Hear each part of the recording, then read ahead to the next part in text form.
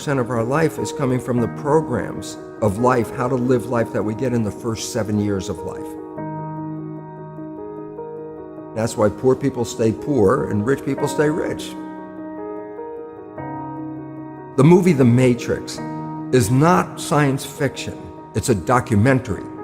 Every human, and this is a fact, every human first 7 years is download a hypnosis. The brain of a child under 7 is in a lower vibrational frequency. When you put wires on a person's head, you read electroencephalograph, reading brain activity. A child below 7 has a lower vibration than consciousness. It's called theta. Theta is imagination. Oh, that's how kids play a tea party with mud pies, but to them it's a real thing. A kid rides a broom, it's a horse. That's theta, imagination. Theta is also hypnosis. And the idea is this: before you can become conscious, if you don't have any programs, what are you going to be conscious of? So nature makes the first 7 years. What kind of programs are required to live on this planet? I say, how do you get them? Theta is hypnosis. You just watch. You watch your parents, you watch your siblings, and your community, because you have to learn how many 100,000 rules. Think about it. Just to be a functional member of a family and a functional member of a community, there are rules. Teach an infant these rules. I say, oh, you don't have to. First 7 years, they observe it and just download it. Look, this is not new. I mean, there's the famous book, Rich Dad, Poor Dad.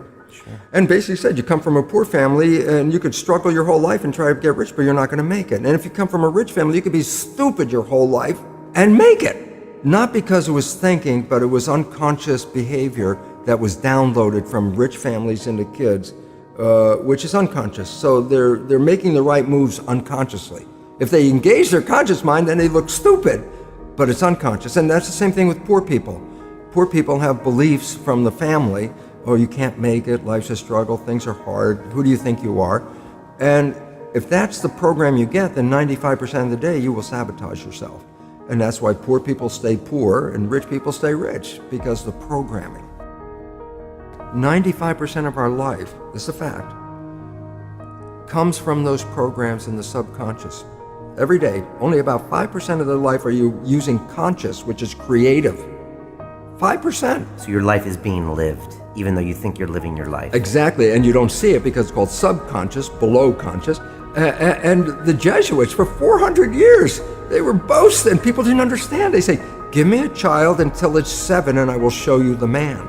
They've been saying that for 400 years because they knew 7 years was the program period. And 95% of your life after that will be whatever that program is.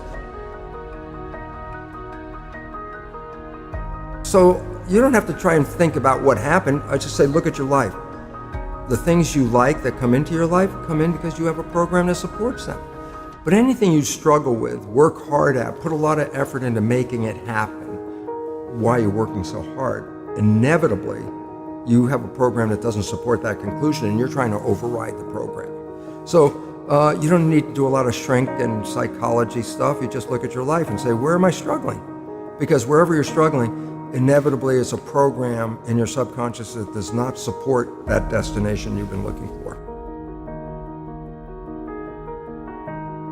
The conscious mind is creative and can learn in any number of ways. Read a self-help book, go to a lecture, listen to this program, and conscious mind's going to get some awareness. And I go, yeah, but subconscious mind doesn't learn that way. I go, right, it doesn't. Subconscious mind learns in 2 fundamental ways naturally. Hypnosis, which is the first 7 years. And after age 7, how do you put new programs in? Repetition, practice. You want to drive a car, you didn't learn how by just getting in the seat and put the key in. You had to practice driving the car.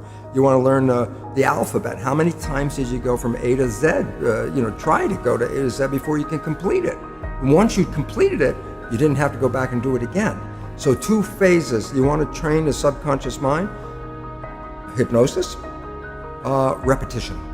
I like the last one because there's a new phrase that's bandied about called fake it till you make it. Meaning, if you're not a happy person, I say, you want to be a happy person? Then repeat all the time, I'm happy, I'm happy. I say, well, you don't look happy or anything. I say, no, who am I talking to?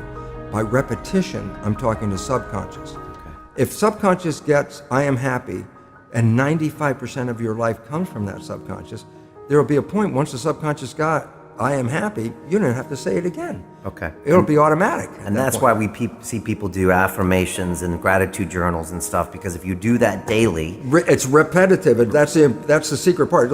Putting a sticky note on the refrigerator is more like a suggestion, but it's not a repetition. So it doesn't work very well.